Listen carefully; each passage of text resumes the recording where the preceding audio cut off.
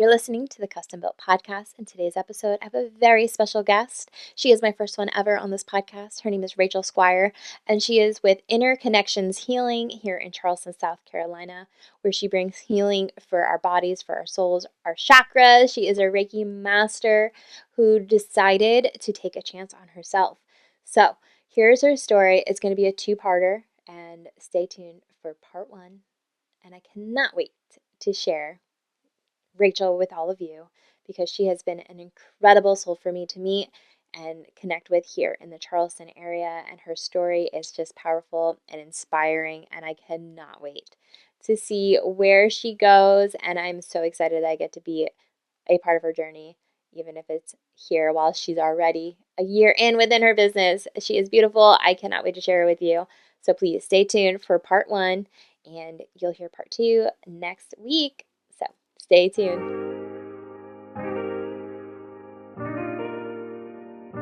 So first guest. Welcome. Thank you. I'm so excited. So do you want to talk to us about what it is that you're doing now, and then what you were doing? Yeah. And then how you made the shift, like what made you say, all right, this is it, this is what I'm doing? Yeah, definitely.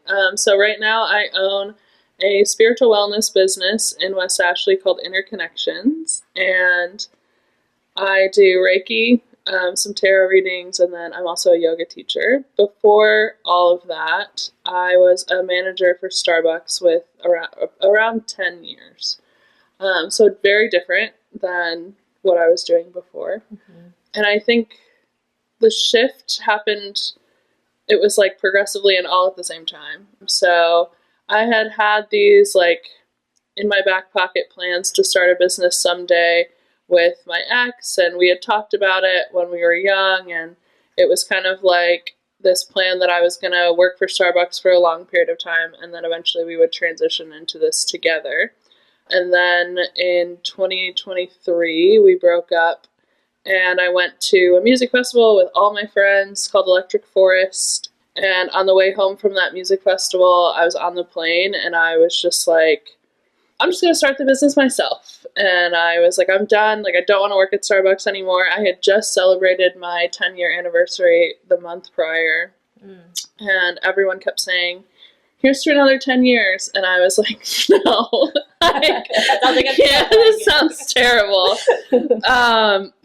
And so literally we land in Atlanta, and that's like my layover. And I call my boss at 8 a.m.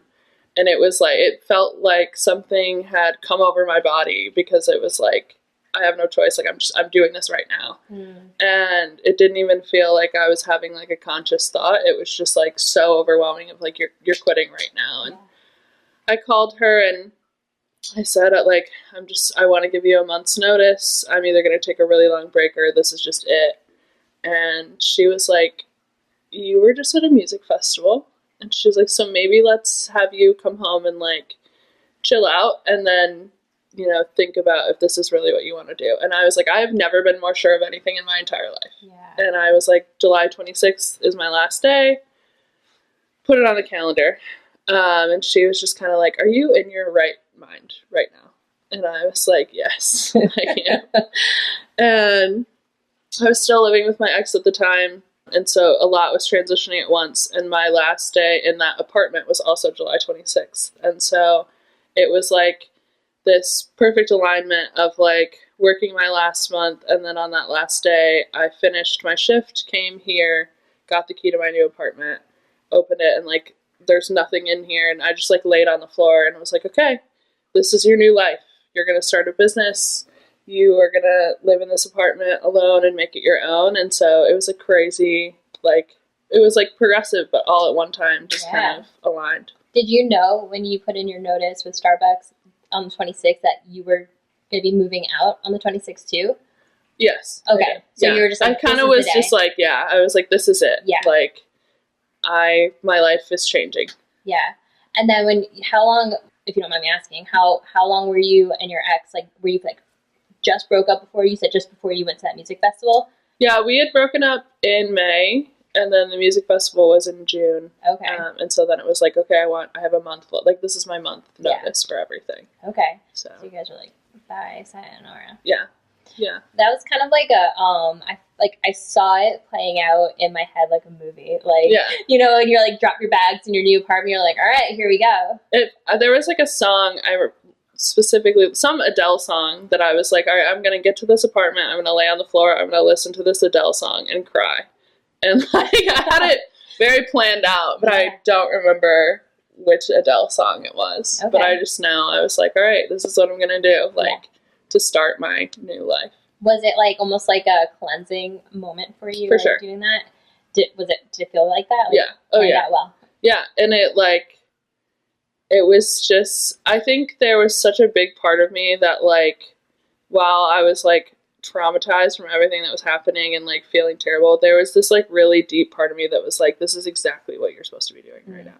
Like you had that knowing. Yeah. This was it. Yeah.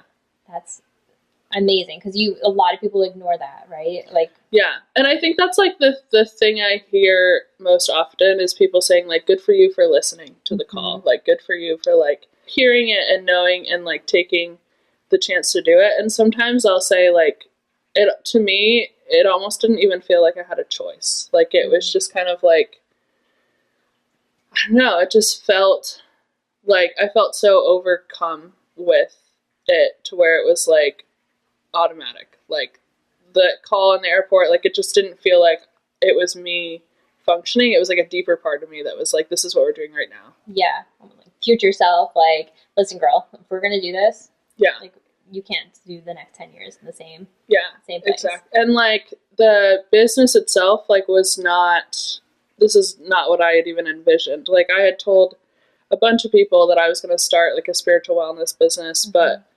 I had no idea I was going to do Reiki. I was trained in Reiki, but I didn't think I was going to use it because I really wanted to stay in that like management role, because that's what I had done for 10 years. Yeah.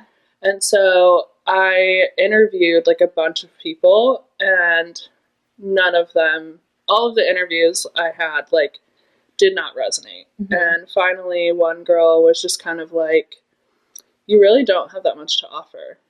And it was like a slap in the face, but she was so right. And she was like, you don't have a following, you don't have any money, you don't really have like a space. Yeah. And she's like, so why are you interviewing people? And I was like, well, and I had gone to my friend's sound bath. Her name is Arlen. She's amazing. And that was my first sound bath ever. And I had this like vision of me doing Reiki as a little girl. Oh. And it was just like, this is what you're supposed to be doing. Yeah. And it was just such a crazy, I like cried, and it was such a crazy moment. And I like went home and I was like, okay, like I guess that this is what I was going to do. And then I met Rachel, the owner of Wild Alabaster, and she just like gave me a key to her shop and was like, you work out of here. This is where your business is going to start. And I'm not going to charge you anything. And I'm just going to have you grow here. And I just like cried. And I was like, you don't know me. I was like, you've never met me a day in your life. And she was just kind of like, I just see this like potential. Yeah.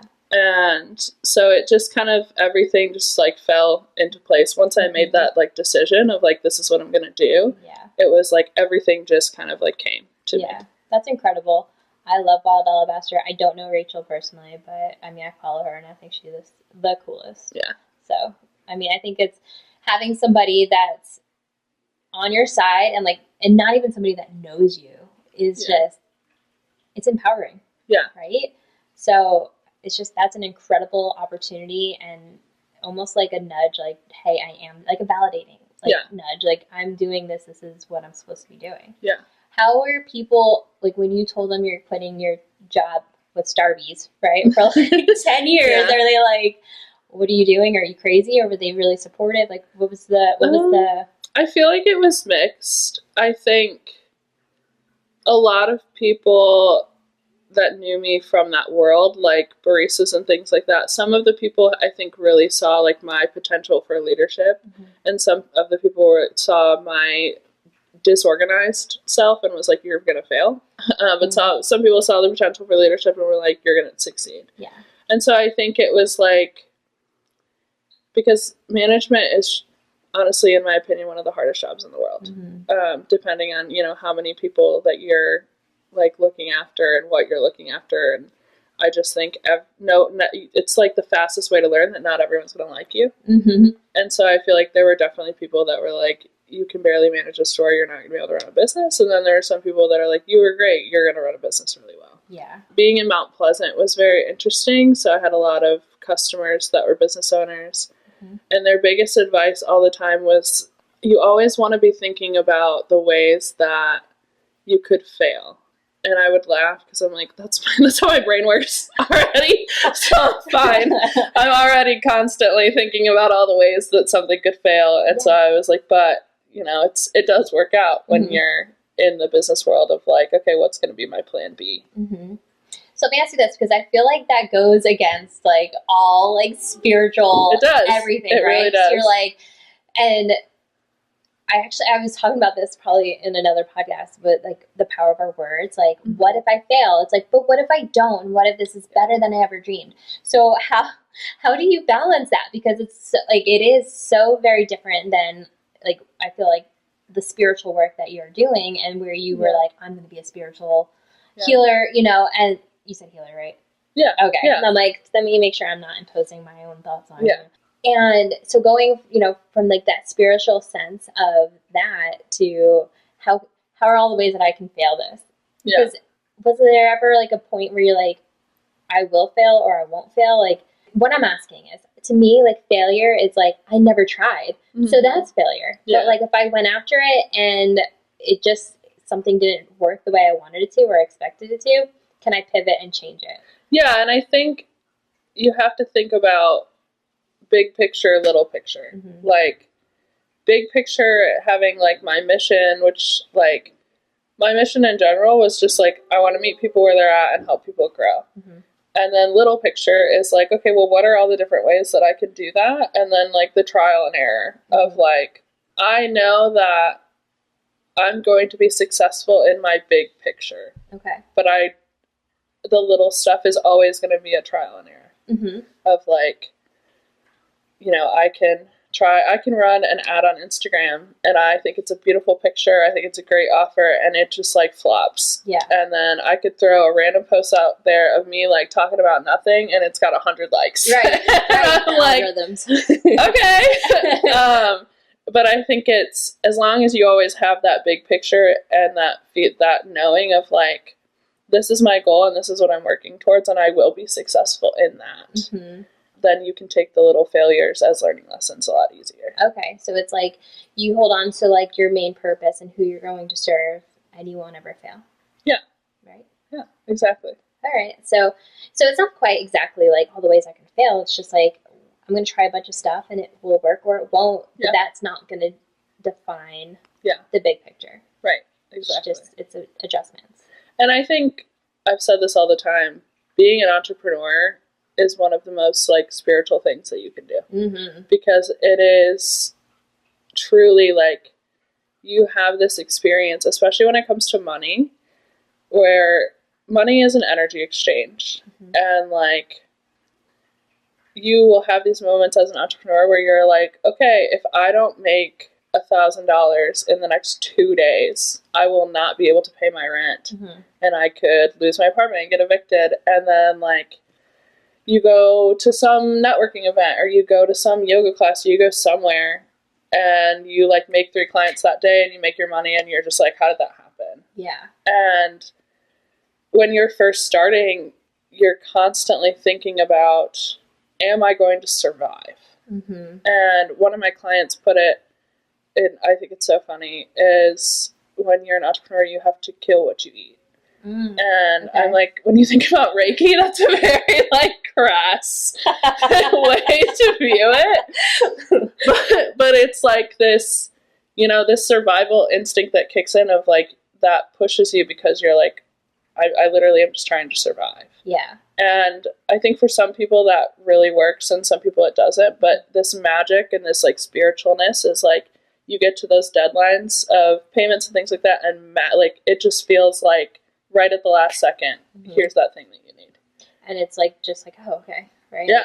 Yeah. And then it's like, okay, we have, and like, I think so many people use this phrase, like it's used in AA, it's used in a lot of different things, but I feel like even with being a business owner, that phrase of like, I can give you one more day. Mm-hmm. And I think that's kind of like in the beginning where you're at, is like, I can't promise that I'm going to do this for the next year to 2 years, but I can promise that I'm going to do it for one more day. That's powerful. Yeah. What about, so when you have the mind, like not the mindset necessarily, but when you have the thoughts of like, if I don't get 3 more clients, then I'm not going to be able to, like, if I don't get my $1,000, then I can't pay rent. Is there like a moment of like, do you hold on to that? Like, are you like constantly thinking about it, or is there like a surrender? It's like, I need 3 more clients, or I need XYZ to get my $1,000. I know it's going to come I know it's going to come to me. Like, how is that mindset around it? It took a lot of therapy to get to that. Okay. Like, I got a therapist, I think like 8 months into my business, where I was like, okay, I need help. Like, because that anxiety it's like, it's very like, I'm someone, I've had anxiety my whole life. So it was already something that I kind of struggled with. And so like those moments were really hard for me, where I would do everything I can, but then I would still come home and like worry. And now I'm at this point where I can very logically say like, okay, these are the steps that I need to do to try to get the clients, run ads, go to meetings, show up, like run referrals, run things like that logically. And then when I get home at the end of the night, I can make that separation. Just be like, okay, I've done everything I could. I can surrender now. But it took time for me to be able to develop those coping mechanisms to be able to put it down and surrender. How is the energy from like before you started seeing a therapist and then having that mindset where you can surrender at the end of the day? Like, what did it come easier? Like, I feel like before I had my therapist and really put in place some of these coping mechanisms, sometimes it really like physically felt like I had a hand around my neck, like of like, you're not going to make it. Like, and then honestly, shout out to my therapist, because we would just come up with these like very silly phrases. Like, my favorite is probably like, you're panicking and there's no disco yet. And like, she would say like, you are not allowed to panic until it is like that, until it's time to panic. Yeah.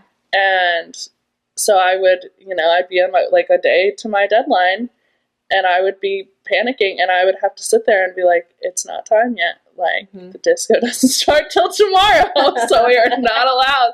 And like, having those little like coping mechanism phrases for me, to almost like a mantra of like, all right, you have to be patient. Like, you can't panic yet. Was really helpful for me. Yeah.